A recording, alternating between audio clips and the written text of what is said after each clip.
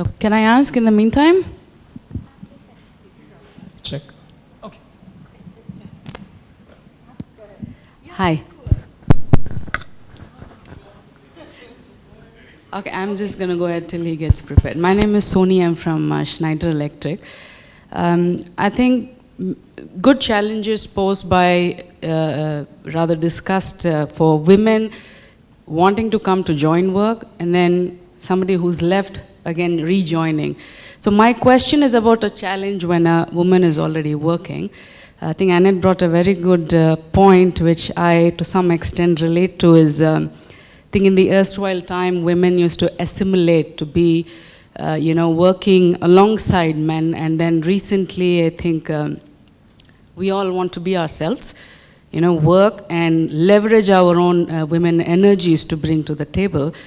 So in such a scenario, I'm sure there is a challenge, or rather a question, that there is a change in that personality, a woman, and the way she is being seen outside.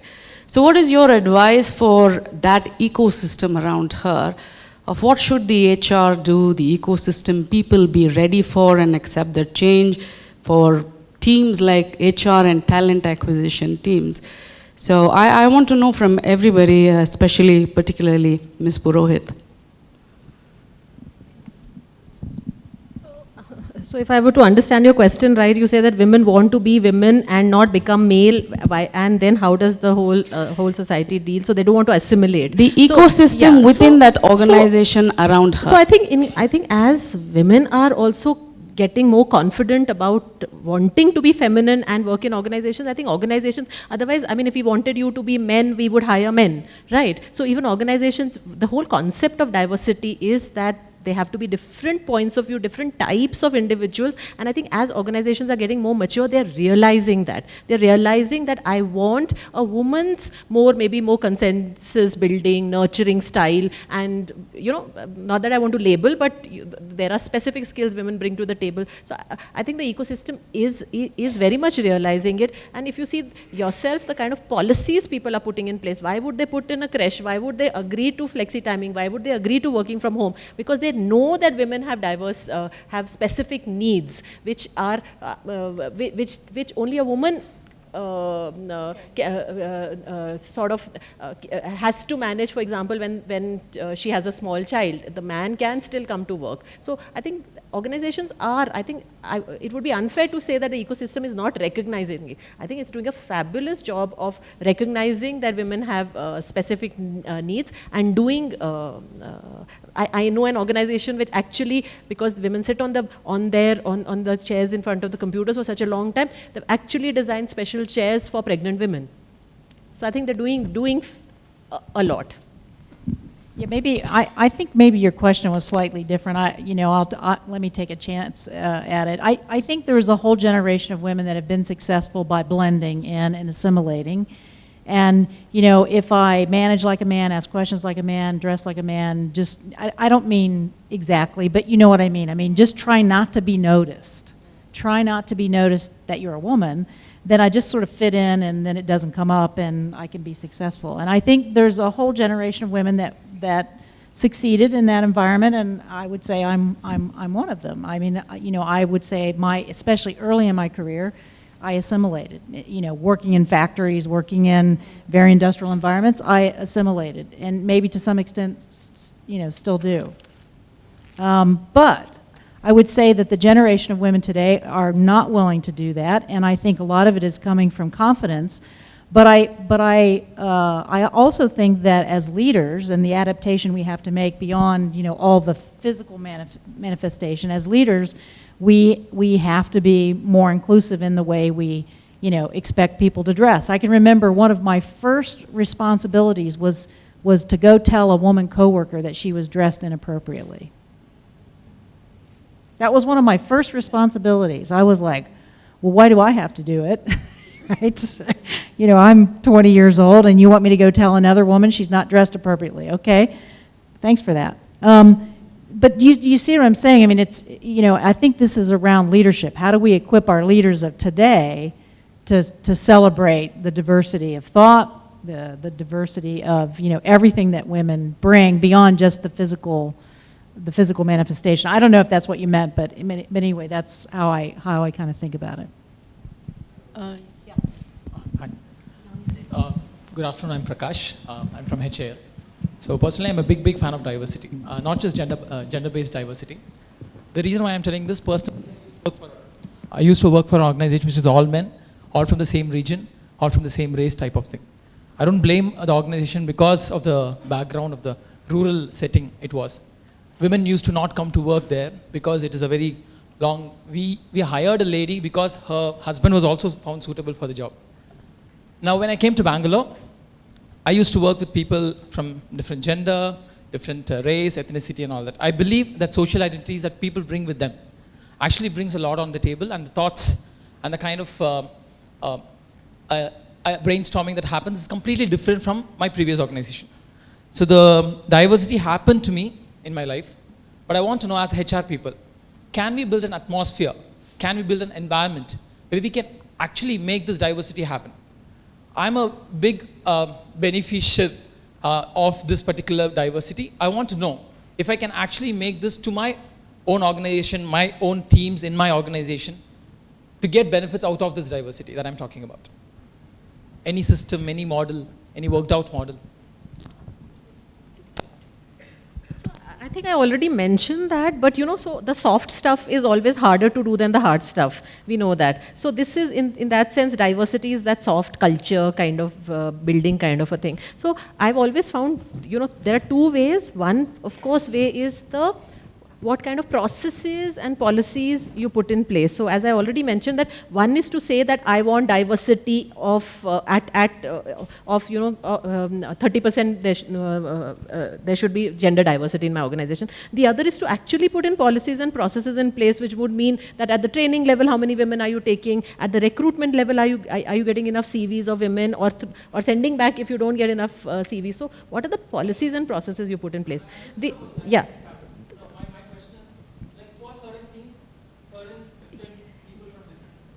Yeah. Yeah. Will work out. Yeah. So different teams might have different kind of diversity, Yes. targets. Yes. So has there any model that has worked out for a particular team having diversity from these particular things? No, so see, diversity still is to be studied much more in detail. One doesn't have, if you have 2 Germans and 1 Indian and 3 women and one, that's how it will work. No. It doesn't. All that the more diverse, they always say, 4 engineers given a problem and 1 plumber, 1 engineer, 1 taxi driver given a problem, they'll solve the problem faster, right? So we know that. At an intellectual, intuitive level, we know that. There are no models existing. All we can say that we have to keep on moving more and more to diversity of all kinds, gender, age, so that you get as many opinions. And the only way you can evaluate is that if you are sitting in a meeting and if you are having a conversation, are there different types of people, and are you ensuring that each person's point of view is put on the table? Half the time we get people, but then we don't, only the leaders talking, or the more aggressive person is talking. Are we encouraging people to share? Because there's no point having them on the table unless you are actually plugging into their mind. So I think HR's role in that sense is important. When you, for example, make cross-functional teams for a project, are you ensuring that that cross-functional team itself has different kinds of people there? So I just want to add to what you just said, and it struck me as important. So I think somewhere, I don't know if it is part of our country's way of, it's a cultural thing, but if people don't agree with you, you think they dislike you. And that's a very strong thing which I see in my own company also. That if people are not agreeing immediately, it means that they don't like me or they're out to sabotage me. This whole mindset needs a change if we really want to bring serious diversity. Because different people have different experiences, different way of looking at things, because they have lived in a different place or they have had a different way, experiences. Now what happens when those people, and typically if there are 80% from, suppose 80%, my business is in Delhi, which is North India. Now if 80% of us are going to be North Indians, and if somebody from South India even wants to make a point, everybody's going to look at him and he'll not make that point. So I think first, within the company, it's very important to create a culture that disagreement does not mean dislike or or subconscious sabotaging of the whole thing. And unless we do that, I think diversity may not really work. Everybody will just try to fit in into whatever is the larger half or the larger group.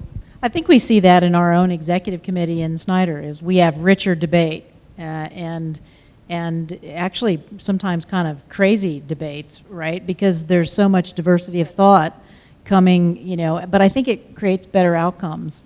And it is one of the challenges with the more diverse opinions you have, the harder it is to come to consensus. But you have to believe at the end of that you actually have a much better outcome. And I would say that's been my experience.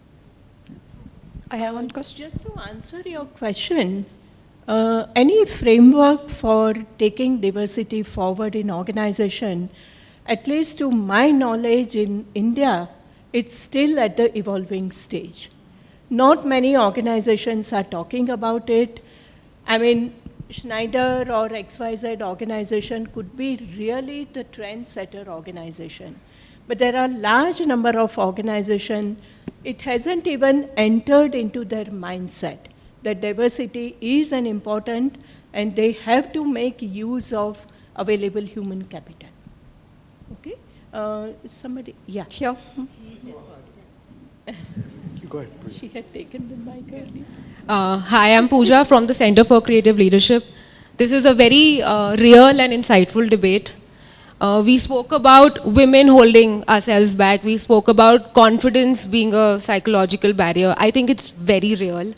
One thing which is beginning to worry me, and we don't often talk about it, is competition amongst women themselves, right? Even there is diversity in women groups. Either I'm a corporate woman, or I'm a freelance woman, or I'm a work from home mother, and we don't really mingle with each other. Or another set is that I love to mentor, and I mentor either younger women, or I'll seek mentorship from older stakeholders important in the organizations. And I don't really network with my peers, right? I wonder, is this what I'm hypothesizing? Or is it real in organizations, wherever big or small? And can we do something about it at a collective level? I can take a shot at it. I think, I've been around a while. I've spent 20 plus years in General Motors, 6 years in Dell, and now almost 5 years in Snyder. I'm still 29, but, it's... 23. Thank you. I've seen, in my time, I've seen really great women's networking groups, and I've seen really bad ones, right? And I think the best ones are the ones that are equipping women with the things that we know women are challenged at. Either, being a shoulder of how to talk through maybe, parenting issues, how to stand on the stage and give a compelling speech, when you should, raise your hand and weigh in, and women giving other women, confidence in how to deal with the issues that they are all dealing with. And I think the networking groups that do that the best are the ones that are really successful. And I think, early women's networking groups were, I personally tried to avoid them because, who wanted to be known, to go to the coffee clutch and, have tea and, socialize about what you did on the weekend.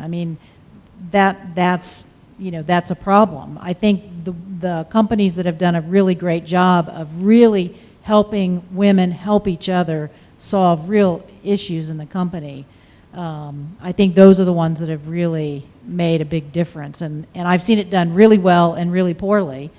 And I think it's, has to be really agenda driven on the issues that are impacting women. And I think in the case of, of Rashna in the team in India, I think they've done a good job of making it very specific for the challenges that we're facing here in this geography. We're not talking about what's happening, in the Nordics.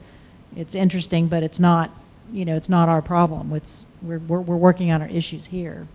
I think that's pretty valuable. So, it's a very good question, and as you were asking that question, I was reflecting on it, and I think it's a timing issue. Understand that women who have sort of made it or are at the middle management level or who have continued working, that 15% who's are really the alpha females, in the sense that they are the ones who, been the innovators, the differentiators, and moved ahead, and thus the competitive streak in them is slightly higher. But wait for some time, as there are more women in the thing, as you see amongst the males, there are some who are hyper competitive, some who are not. You will see that sort of evolve over a period of time amongst women too. I think the sample size is not right. But I think the point about, we're talking about pragmatic things that as you go back to your organizations you can do. I think the HR community holding the women who are the role models responsible in a kind of an aggressive way. I mean, I've had some difficult conversations with our own HR team of things they expect me to do that I don't, think I have time to do or, maybe want to do but I think the HR team should push the role models that you do have to do the right things. And, I think maybe that's one of the things you could take away. Just to answer, can I answer this question? A very pertinent question, because I have done a lot of group work with all female groups and some men groups, and what I have seen repeatedly happening is many times when it comes to men gang up when he's confronted by a woman, but when a woman is confronted by a man, no woman supports. And this has happened repeatedly a number of times. And Dr. Anne Litwin from Antil has done a phenomenal work in terms of, in fact, she has written a new book called New Rules for Women, Revolutionizing the Workplace. And this has done fantastic work, and she has done almost 15 years of research. But what I'm saying is, when it comes to women, they really need to support much more rather than compete with each other. And when it comes to men, they don't support. When a confrontation happens, woman kind of isolate, it's her problem, right? But when a woman confronts a man, all the men gang up. And this I've seen a number of times. And very honest about it. I don't want to end the debate on a negative note, but I also think that this is a fallacy that men like to reproduce. That women don't get along, that women don't, honestly, that's just, okay, the research, blah, blah, blah. But my view is that, look, most women are advocates for women. Most women are advocates for the human race, and I think that men like to tell that story sometimes. I don't think it's true. Let me take the question before the debate becomes more intense. I'm Birjendu. I work in Center for Creative Leadership. One observation I have, and then I have a question. The observation is, I have a friend who chairs a forum called Forum for Women Leaders in Public Sector. So the Indian Railways appoints about 7 lakh people a couple of years back. I don't know what is the population, the employment strength now. So the observation here is, in this group, I sense there is an element of ignorance on one sect of the working community in the Indian population or the corporate world, which is the public sector. I don't know to what extent is this group represented by the public sector. The question is that mostly the diversity and inclusion initiatives are led by women. It should be the other way. Why is it like that in the corporate world? The question is to maybe more leaders who are there. And I hope you got the question, that the diversity and inclusion initiatives in corporates are led by women. The men should be included in this whole thing. I read somewhere that Dell has only men who leads diversity and inclusion initiatives. So a general question to everybody, why women lead diversity and inclusion initiatives in corporates, why not the men? Because it's all about bringing them into this whole understanding of working with women. I don't think your conclusion is really valid. Okay. Because So there are men who are taking initiative on this. And since you gave an example of public sector, yes, large number of public sector, and I'm aware of what WIPS is doing. At least at some point, they were very, very active. I myself have conducted programs for WIPS and amazing women in public sector with a technology background. Only what they wanted is some kind of a emotional and other support to come forward in their career. Okay? I think this is the last question. Lady I there. just wanted to add to your point. Okay. I think if you talk to most successful women and you find out and you have a relationship discussion with them, you'll find out that there were male advocates for them. And I think your point about men taking a bigger role is really important. I mean, even in our diversity inclusion panel, we obviously have women on the panel, but we thought it was more important to have men on the panel and to have men's voice in this because, it is the impetus of the He for She program. And I would say our chief diversity advocate in our company is our CEO, who's obviously a man. And, I think what you're saying is very, very important. Yeah. Yeah, Hema. Since we have a doctor on the panel, I wanted to talk to the medical sector. In the medical sector, if I look at it, there are 3 types of people. There is the administrative and support staff. There is the nursing staff, and then there are